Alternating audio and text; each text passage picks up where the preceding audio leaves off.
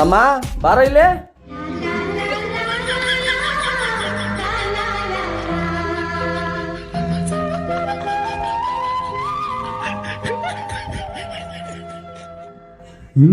ಇಬ್ರು ಸಖತ್ತಾಗವ್ರೆ. ಹ್ಞೂ ಅಂದ್ರೆ ಇಬ್ರನ್ನೂ ಮದುವೆ ಆಯ್ತೀನಿ. ಕೂತ್ಕೋ.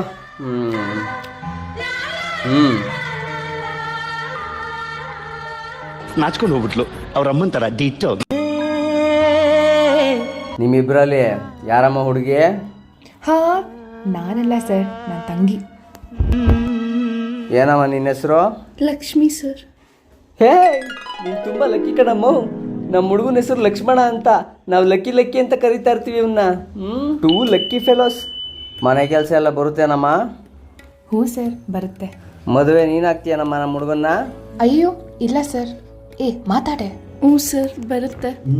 ಇನ್ಮೇಲೆ ಮನೆ ಕೆಲಸ, ಮಾಲೀಕರ ಕೆಲಸ ಇವಳೇ ಮಾಡ್ತಾಳೆ. ನಾನು ನೆಮ್ಮದಿಯಿಂದ ನಿದ್ದೆ ಮಾಡ್ಬೋದು. ಬಟ್ಟೆ ಒಗ್ಯಕ್ಕೆ ಬರುತ್ತೇನಮ್ಮ? ಹ್ಞೂ ಸರ್. ಪಾತ್ರೆ ತೊಳೆಯಕ್ಕೆ ಬರುತ್ತೇನಮ್ಮ? ಸರ್. ಅಡುಗೆ ಮಾಡಕ್ಕೆ ಬರುತ್ತೇನಮ್ಮ? ಹ್ಞೂ ಸರ್. ಆಮೇಲೆ ಇನ್ನೊಂದು ಇಂಪಾರ್ಟೆಂಟ್ ವಿಷಯ, ನಮ್ಮ ಹುಡುಗನಿಗೆ ರಾತ್ರಿ ಹೊತ್ತು ಮುದ್ದೆ ತಿನ್ನಿಲ್ಲ ಅಂದರೆ ನಿದ್ದೆ ಬರೋಲ್ಲ. ನಿನಗೆ ಮುದ್ದೆ ಮಾಡಕ್ಕೆ ಬರುತ್ತೇನಮ್ಮ? ಇಲ್ಲ ಸರ್. ಬರಲ್ಲ ಅಂದಮೇಲೆ ಯಾಕೆ ಕೂತಿದ್ದೀರಾ? ಎದ್ದು ನಡೀರಿ. ಇಲ್ಲ ಇಲ್ಲ ಸರ್, ಹೇಳ್ಕೊಟ್ರೆ ಮಾಡ್ತೀನಿ.